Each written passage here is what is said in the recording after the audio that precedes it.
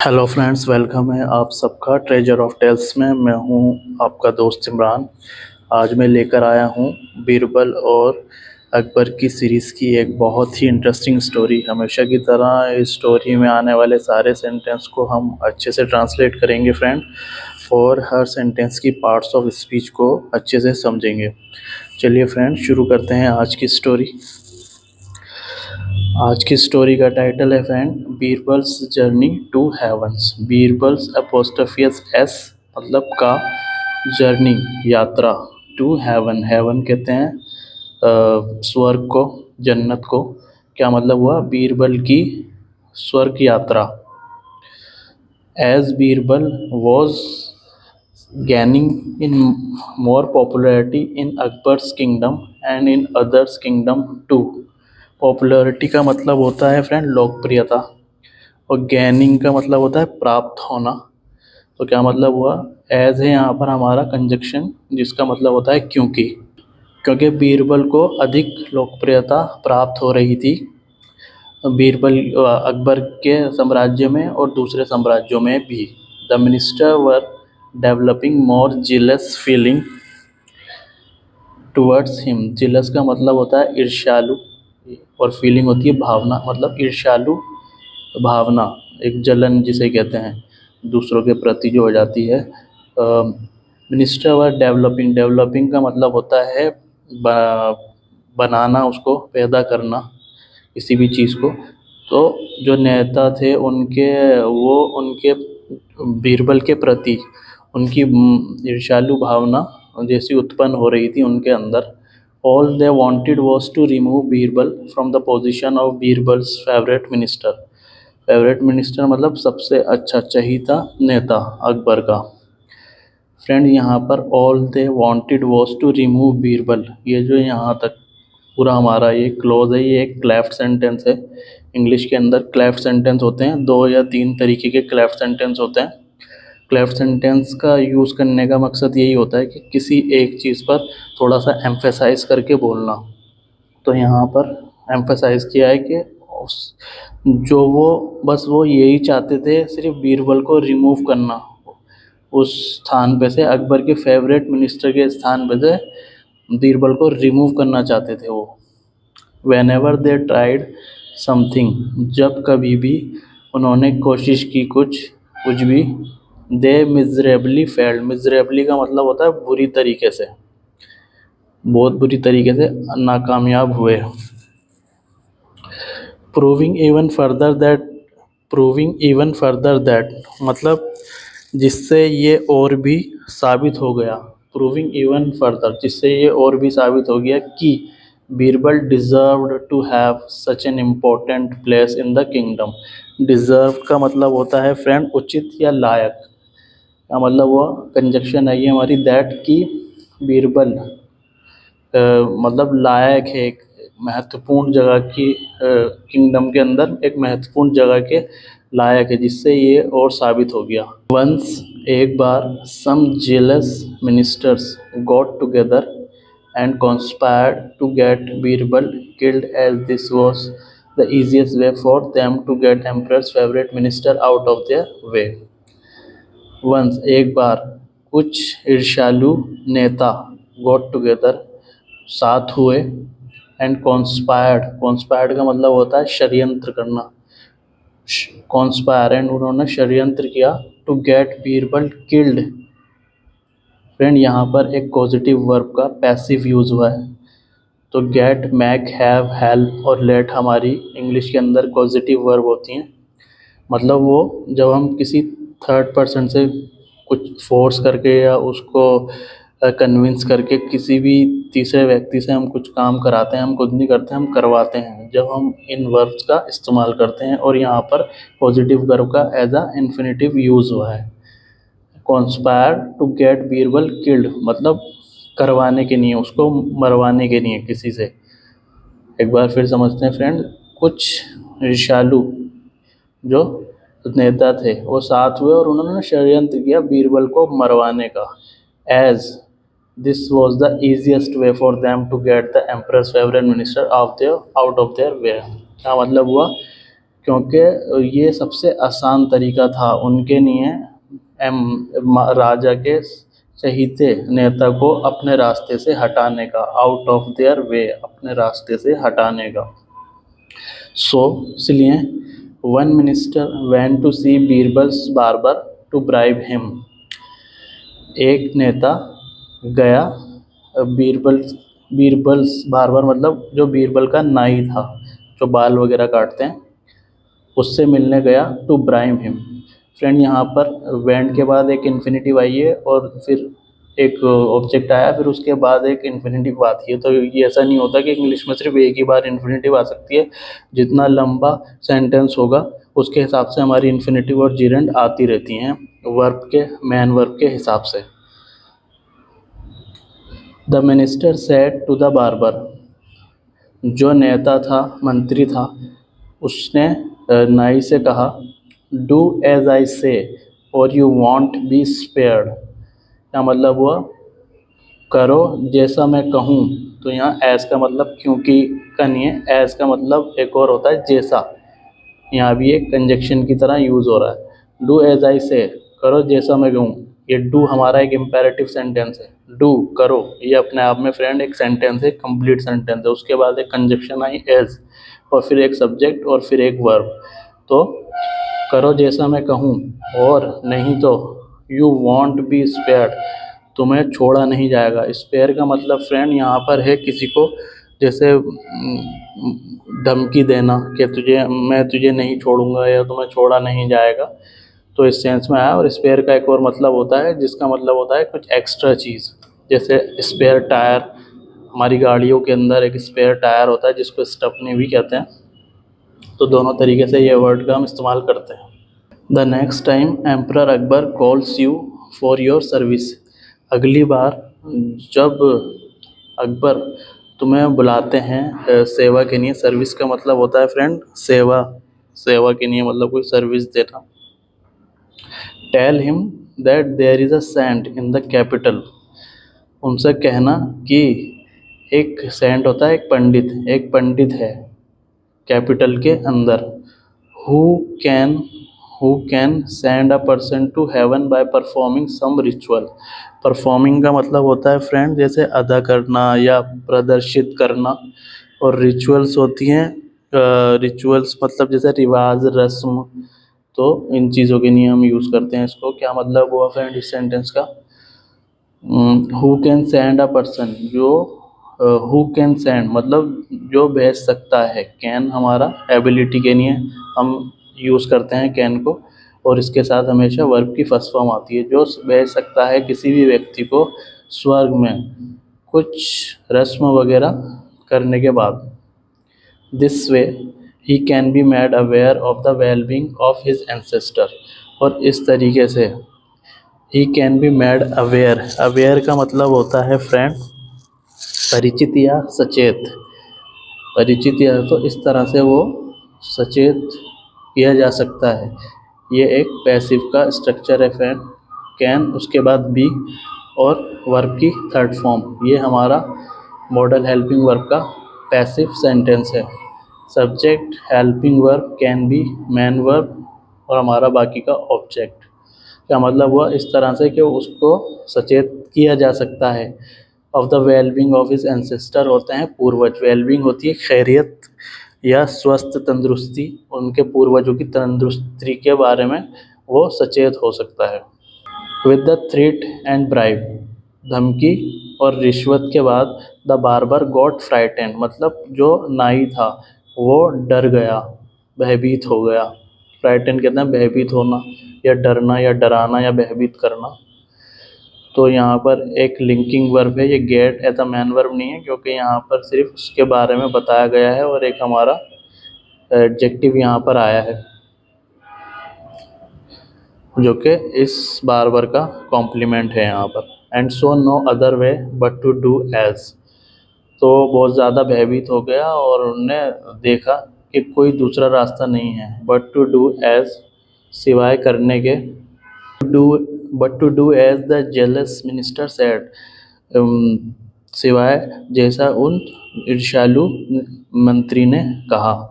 The minister was very much aware of the fact, जो मंत्री था वो बहुत ज़्यादा परिचित था उस तथ्य से कि राजा जो है, जो अकबर है, वो बहुत ज़्यादा संवेदनशील है अपने एंसेस्टर के, मतलब पूर्वजों के बारे में। And he would do anything to know their wellbeing, और वो करेगा, क्योंकि ये फ्रेंड एक पास्ट का सेंटेंस है, क्योंकि वो ज़्यादा अवेयर था, मिनिस्टर पास्ट के अंदर अवेयर था, इसलिए हम यहाँ पर विल का यूज़ नहीं कर सकते, हमेशा वुड का यूज़ होगा। तो ये वुड का एक यूज़ है इंग्लिश के अंदर। अगर पास्ट में कोई फ्यूचर की बात होती है तो हम वुड का ही इस्तेमाल करते हैं।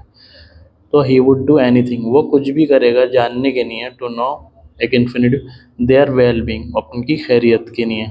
सो he thought to take advantage of it, इसलिए उसने सोचा एडवांटेज लेने का। उसने एडवांटेज मतलब एक लाभ, फ़ायदा। फ्रेंड यहाँ पर सो ही थॉट, यहाँ पर भी उसने पास्ट में सोचा। और यहाँ पर आइए हमारी इन्फिनिटिव का, क्योंकि इन्फिनिटिव अपने साथ वर्ब की फर्स्ट फॉर्म लेता है, और इन्फिनिटिव जो वर्ब जो सेंटेंस के अंदर नाउन का काम करती है, तो उस चाहे सेंटेंस हमारा पास्ट में हो, प्रेजेंट में हो, फ्यूचर में हो, तो इस पर कोई असर नहीं पड़ता। यही नॉन फाइनेटिव वर्ब का यूज़ होता है इंग्लिश के अंदर, के चाहे सेंटेंस इस नॉन फाइनाइट वर्ब पे ना तो सब्जेक्ट का और ना ही किसी टेंस का फ़र्क पड़ता है, वो एज इट इज़ रहती है हर टेंस में, हर सब्जेक्ट के साथ। क्या मतलब हुआ फ्रेंड इसका? इसलिए उसने सोचा कुछ लाभ लेने का उससे। The next time the barber saw Akbar, अगली मर्तबा जब नाई ने अकबर को देखा, he did the same thing as he was told to, तो उसने कहा वही सेम चीज़ जैसा उसको कहा गया था। यहाँ एक बार फिर एज का यूज़ हुआ है जैसा के सेंस के अंदर। विद एक्साइटमेंट मतलब जोश में, एक्साइटमेंट होता है जोश। Akbar order to get to get the saint in the court, जोश के अंदर अकबर ने ऑर्डर किया, सेंट होता है पंडित को दरबार में लाने का, बुलाने का। And the next morning the saint came to see the emperor, और अगले ही सुबह जो पंडित था आया देखने के लिए इन्फिनिटिव एम्परर को। द सेंट सेड, जो पंडित था उसने कहा, an intelligent person will have to be sent to heaven, एक समझदार बुद्धिमान व्यक्ति को भेजा जाना पड़ेगा स्वर्ग। यहाँ friend will have to be sent, ये हमारा जो फ्यूचर के लिए हमें, जैसे हम सेंटेंस बनाते हैं, मुझे खाना पड़ेगा, I will have to eat, और I will have to go. यहाँ हम ये सेंटेंस एक्टिव में बनाते हैं, और जब हमें इसका पैसिव बनाना होता है तो टू के बाद हम बी और वर्ब की थर्ड फॉर्म हम यहाँ लगाते हैं, तो ये पैसिव स्ट्रक्चर बन जाता है इस तरह का। क्या मतलब हुआ इसका? एक समझदार, एक बुद्धिमान व्यक्ति को भेजा जाना पड़ेगा किसी के द्वारा जन्नत, दोज़ख को, हेवन में मतलब स्वर्ग में। The ritual will have to be perform in the graveyard, graveyard होता है कब्रिस्तान, परफॉर्म्ड होता है करना पड़ेगा। जो ये रिचुअल मतलब रिवाज, इस रस्म को किया जाना पड़ेगा कब्रिस्तान के अंदर। तो उस पंडित ने ये राजा को बताया उस पूरे रिचुअल्स के बारे में। Since N intelligent person was needed, since एक कंजक्शन है और इसका ये कारण बताने के लिए सेंटेंस में यूज़ होती है, जो कि एक सबऑर्डिनेट कंजक्शन है। इसका मतलब होता है क्योंकि। N intelligent person was needed, एक बुद्धिमान व्यक्ति की ज़रूरत थी। नीडेड की ये हमारी पास्ट की फॉर्म है, ज़रूरत थी। So the emperor without any delay asked Birbal to visit his ancestor, इसलिए एम्पर ने, डिले होता है देरी, बिना देरी किए हुए, asked Birbal to visit his ancestor. तो यहाँ आस्क का मतलब है फ्रेंड ऑर्डर देना, क्योंकि ये हमारे नरेशन का इनडायरेक्ट स्पीच का सेंटेंस है। जो एम्परर ने बिना देरी करते हुए बीरबल से कहा, मतलब कभी कभी हम ऑर्डर देने को आस्क भी करते हैं नरेशन के फॉर्म में जब हम सेंटेंस बनाते हैं। टू विजिट हिज एंसेस्टर, अपने पूर्वज को विजिट करने का मतलब उनसे मिलने का। समहाउ, समहाउ का मतलब होता है फ्रेंड जैसे तैसे या कैसे भी। Birbal had already smelled that something was, Birbal जो Birbal had already smelled, smelled मतलब उसे उसने भांप लिया, क्योंकि बीरबल बहुत ज़्यादा बुद्धिमान व्यक्ति था अकबर के राज्य में, तो उसने पहले से ही भांप लिया था that something was cooking up in the minds of the ministers. क्या मतलब हुआ कि कुछ पक रहा था मंत्रियों के माइंड में, मतलब दिमाग के अंदर कुछ पक रहा था, ये बीरबल ने पहले ही सेंस कर लिया था, भांप लिया था। He had sensed that there was no such rituals, उसने भांप लिया था कि कोई ऐसे रिवाज नहीं है, रस्म नहीं है। And it was actually a conspiracy, और वो एक सच में एक कॉन्स्पायरेसी का मतलब होता है षड्यंत्र करना, एक षड्यंत्र है, मतलब षड्यंत्र है, यहाँ एक एज अ नाउन यहाँ पर यूज हुआ है, और ये सच में एक षड्यंत्र था। So walking one step ahead, तो एक कदम आगे चलते हुए, he asked Akbar to give him some time to be with his family, उसने अकबर से कहा या रिक्वेस्ट की। यहाँ एक बार फिर फ्रेंड, क्योंकि जब हम इनडायरेक्ट स्पीच, हम नरेशन के अंदर जब हमें इनडायरेक्ट स्पीच में सेंटेंस बनाना होता है, तो उसके अंदर फ्रेंड एक जब भी हमें इम्पेरेटिव सेंटेंस बनाने होते हैं तो ऑर्डर, रिक्वेस्ट और परमिट और अर्ज करना, इस तरह से हम वर्डों का यूज़ करते हैं। और यहाँ पर आस्क का मतलब ये रिक्वेस्ट की, उसने क्योंकि अकबर एक राजा है तो वो उसको ऑर्डर तो दे नहीं सकता है, इसलिए उसको हम रिक्वेस्ट ही समझना पड़ेगा उसको, कि उसने उसे रिक्वेस्ट की। ही आस्क अकबर, उसने अकबर से रिक्वेस्ट की to give him some time, कि वो उसको कुछ टाइम दे दे, टू बी मतलब होने का, अपनी फैमिली के साथ होने का। मीनवाइल का मतलब होता है फ्रेंड उस जो उसने काम दिया था उसके बीच, उस दौरान में, मतलब उसी बीच इसका मतलब होता है। Birbal asked a few courtiers, Birbal ने पूछा कुछ दरबारियों से। Who were Birbal's well wisher, well wisher का मतलब होता है शुभचिंतक। अब फ्रेंड यहाँ पर इन फ्यू कोर्टियर्स के बारे में इस क्लोज ने हमें एक्स्ट्रा इन्फॉर्मेशन दी है यहाँ तक, वेल विशर तक, जो कि एक एडजेक्टिव क्लोज है। हमारी रिलेटिव कंजक्शन यहाँ पर आई हुई है, who were Birbal well wisher, और ये अपने आप में एक पूरा क्लोज है, क्योंकि इसके अंदर सब्जेक्ट है, वर्ब है और ऑब्जेक्ट है।